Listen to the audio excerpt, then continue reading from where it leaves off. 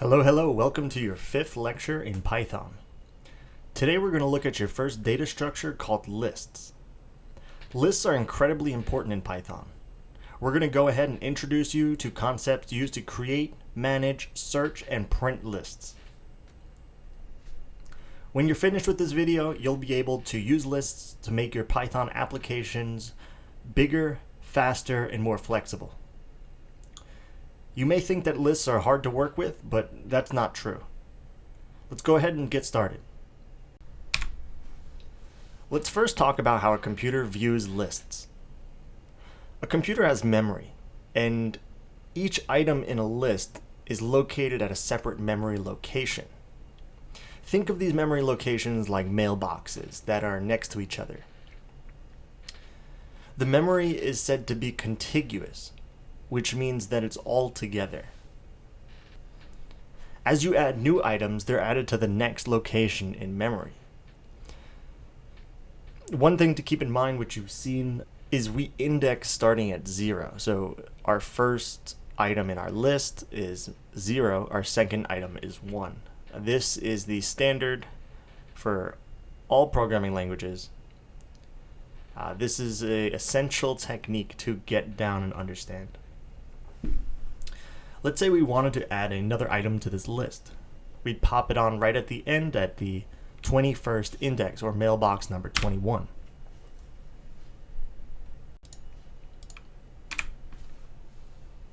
A list in Python is a collection of objects. And remember that everything in Python is an object. Integers, floating points, strings, even lists themselves, even functions. Let's go ahead and declare some lists in the IDE. So let's first create a list of strings.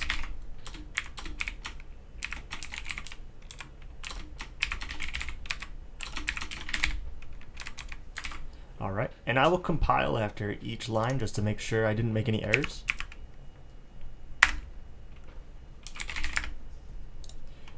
We can make a list of numbers.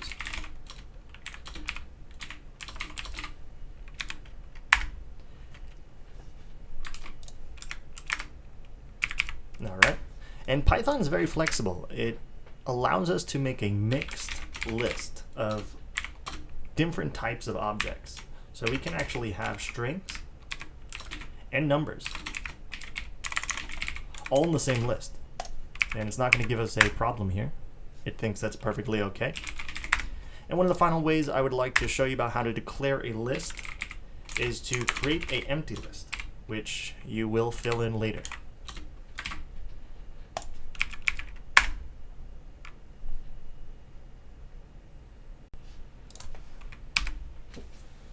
So 4 general things we learned about lists in that previous section was 1, lists can contain similar elements. And this is actually the suggested way to contain lists. You only want to mix objects and lists if it's absolutely necessary. But that brings us to point number 2, lists can contain different elements.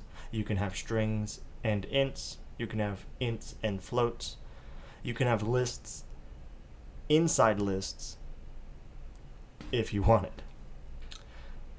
Lists can be empty and they can be filled in at a later time, and lists can contain lists. You might be wondering, when should I use a list? There's 3 main times when you'd want to use a list. Number 1, if you want to maintain order. 2, if you need to access the contents randomly by a number. We're going to go look at this when we see some more examples. And then number 3, if you need to go through the contents of a list linearly. We will also see an example of this.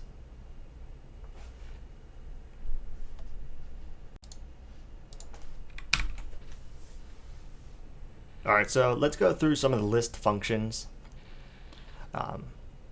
This slide is something you'll want to refer back to as you're coding. This isn't something you want to create flashcards for and memorize.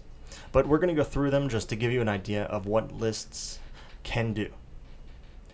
So the first function is append. This will add a new entry to the end of the list. This is very similar to what we saw in the example in the second slide with Bruno. The clear function, this was recently added to Python 3. It will remove all entries from a list. The copy function creates a copy of the current list and places it into a new list. This is very useful for maintaining states. The extend function adds items from one list into the current list that you're working on. This is useful. Insert, this will add an entry to a specific position in a list. This is useful if you are keeping things in alphabetical order. Instead of adding it to the end of the list, you can insert it in the middle. Pop, this will just remove one entry from the end of a list and store it in a variable. And remove will remove a specific entry from a specified position in the list. This is very similar to being able to remove something in alphabetical order while maintaining that order.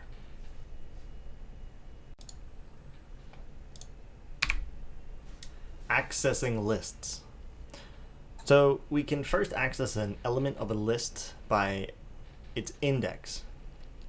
And don't forget, all lists are 0 index, so the first item is at 0 and the second item is at 1. The second way is through iterators. You can loop through all the items in a list using an item iterator. Let's go ahead and see how this looks in code.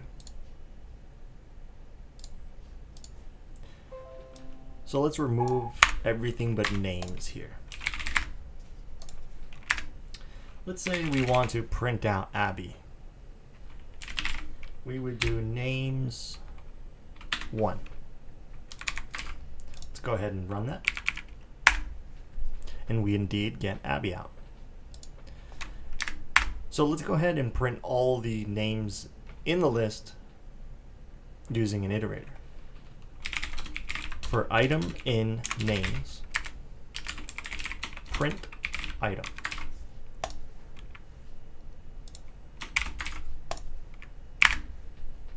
And all the names pop out. So let's say print names 2, print names 0. It all checks out. I think this is a good time to talk about what happens when you try to access a memory location that does not exist, or you're not allowed to access. So you know how we talked about how memory is contiguous? So John, Abby, and Carl are back to back in memory. So if we tried to access a memory location which we don't have access to, let's say we tried to print names number 3, we will get this error. Let's take a closer look at this. And it'll give us information saying, hey, the list index is out of range. That's really useful information. But the most important thing to know is that your program will crash. It is not going to compile because you're trying to access memory which you do not have access to.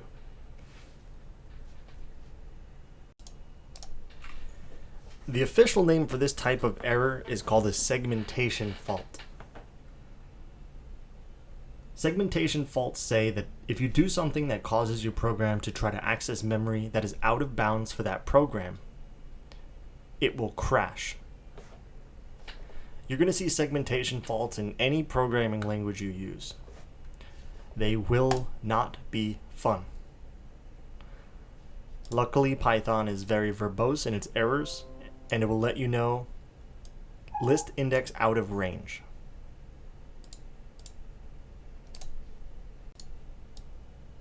So going back,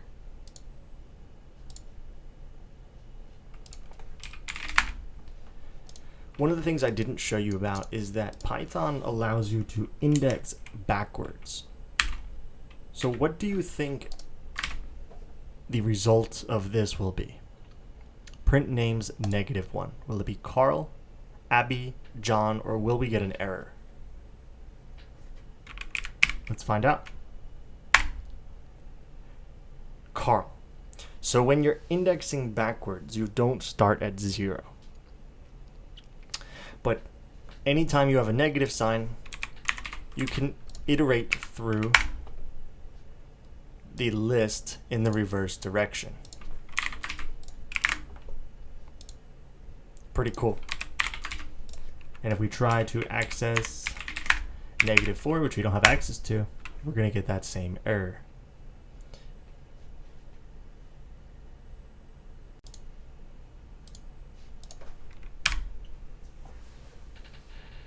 You can slice a list, otherwise known as the sushi operator. This is just a fun name. Not many people call it the sushi operator, but you can take a subset of a list and put it into a new list. Let's say you only needed the last 2 names in a list. We could go ahead and slice that out. So let's see how this works. Let's go ahead and pull up our code again.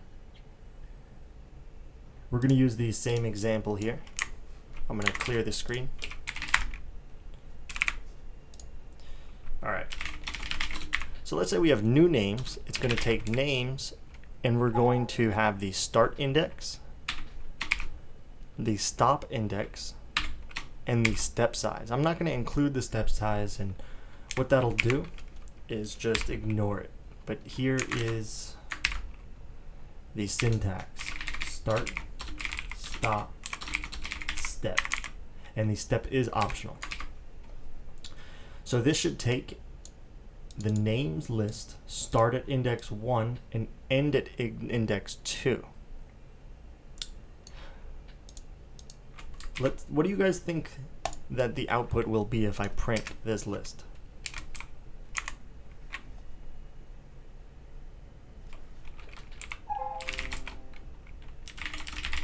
If I print the 0 index of this list. We got Abby. Okay. Let's try and print the second index. Any guesses?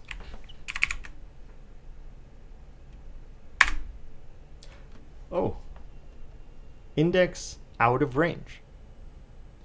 So this is very tricky, and the reason I'm teaching it like this is because I want you to see the trick right away. The stop is the index it'll stop at, but it doesn't include it. So we started at 1, we stop at 2 without including 2. So if I did 0 to 2, and I ran this, we'll get John and Abby. We start at 0, we end at 2, but we don't include 2. All right. That stop can trick you. If you're coding something up and you're wondering why you're going out of bounds when you're including all the names, this could be one of your hiccups. So just keep that in mind moving forward. All right, so let's build a full example in our IDE.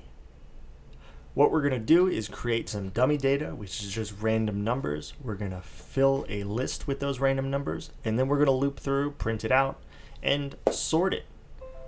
All the code will be included in the slides, but we're going to code it live. So let's go ahead and get started.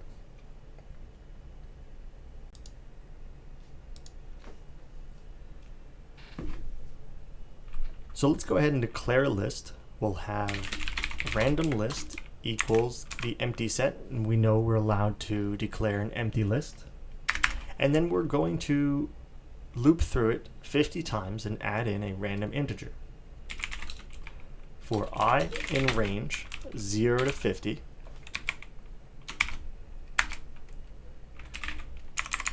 random list dot append, and we want to append a random number here.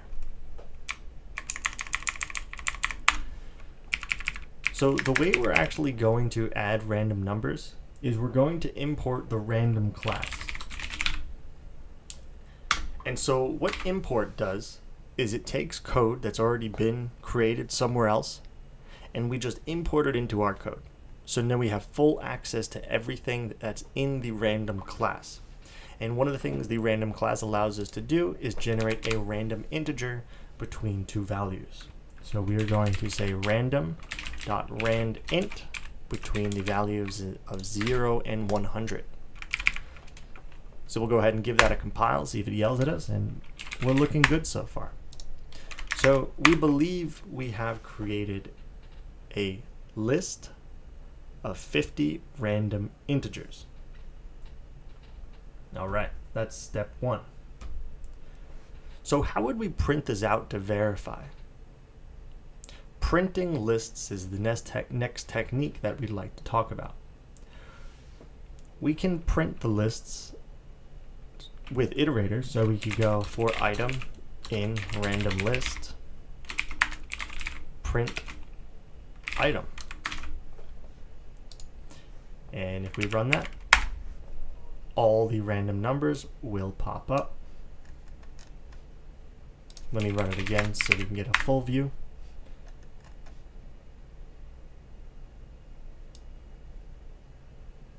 It's a little hard to see, but believe me, there are 50 random numbers in there. The other way to print out a list would be to access the entire list with a separator of a space. This will make it easier for us to see. And there are our 50 random numbers between 0 and 100. All right, so it's looking good so far.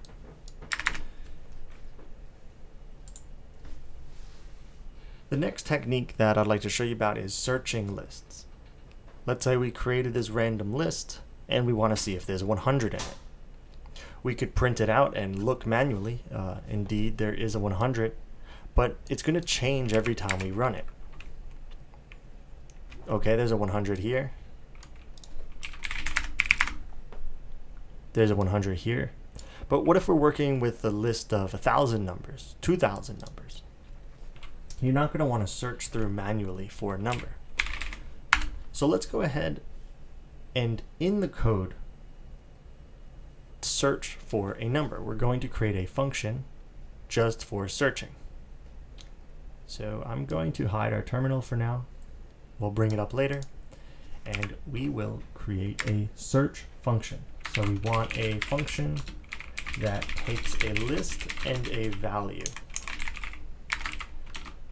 returns true if the value is in the list, returns false if the value is not in the list. So we want to define the function called search, and it will take in 2 parameters. It'll take in a list and it'll take in a value. So the first thing we want to do is iterate through the list that we've been given. So we'll do that with an iterator for I in, and now we want to say the size of the list. And one of the best ways to do that is to say range length of list. So go through from the start, from index 0 to the full range of the list that we're given. This is dynamic. No matter what size list that's thrown at us, we'll be able to make it work.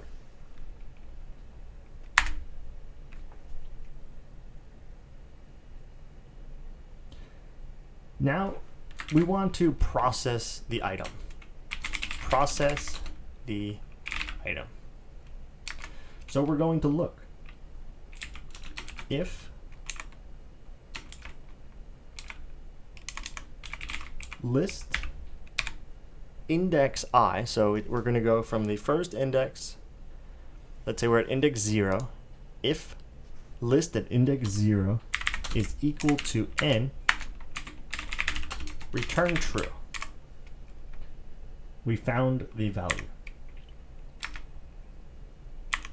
Else, we're actually not going to do anything. We're just going to keep letting this program run, and if it finds true, we can exit. If we didn't find true,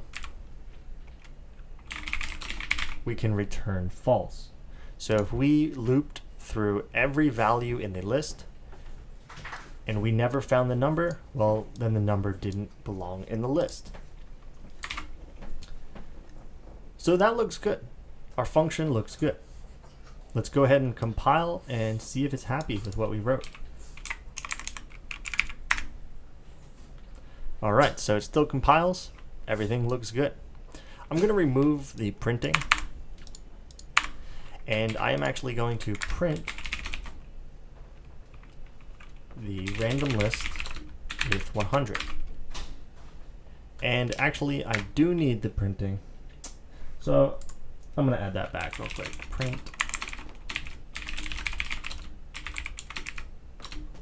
All right. So what it's going to do is it's going to let us know true or false if the number is in the list, and then we're going to print out the list just so we can verify visually. So let's go ahead and clear our terminal, pull that up.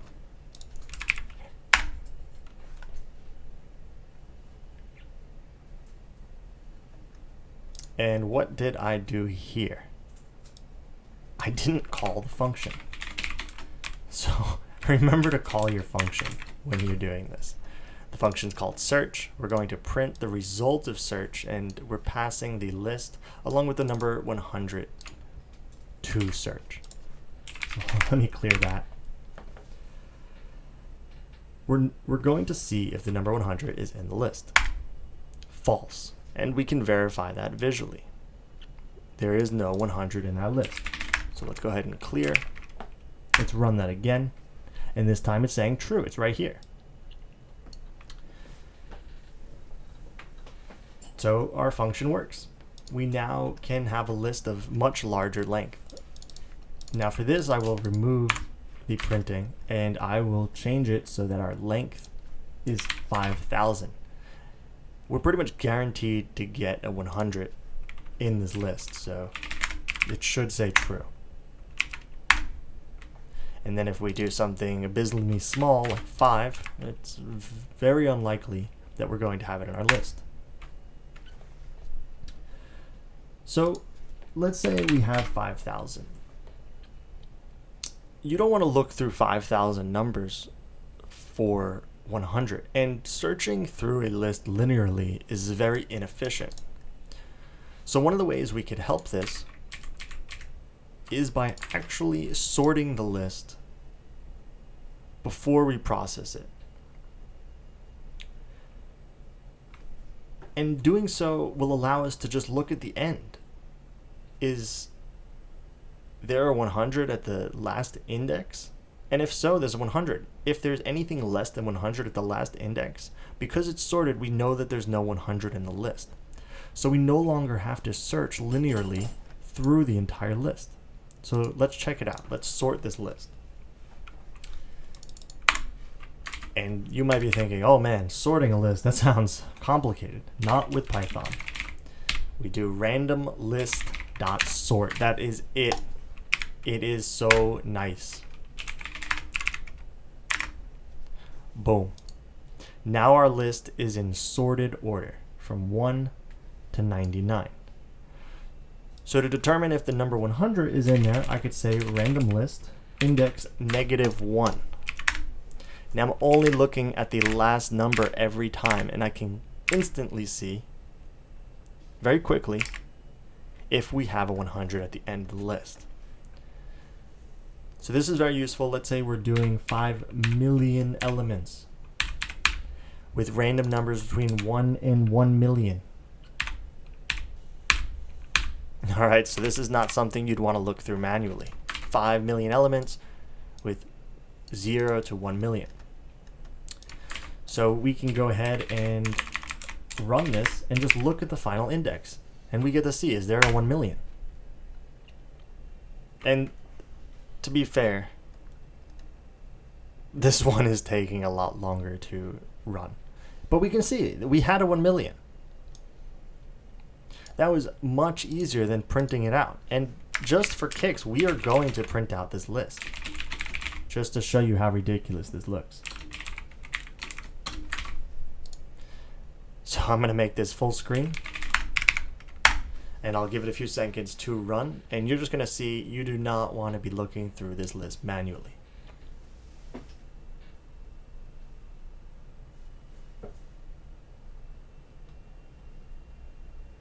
It is sorted. I didn't mean to sort it before we went. That's probably what is taking so long when we're running the code. But look at this. Look at how many numbers are popping out.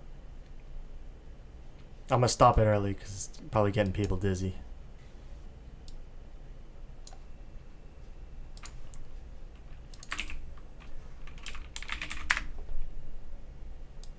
I'm going to take out sorting, and I'm going to run that again.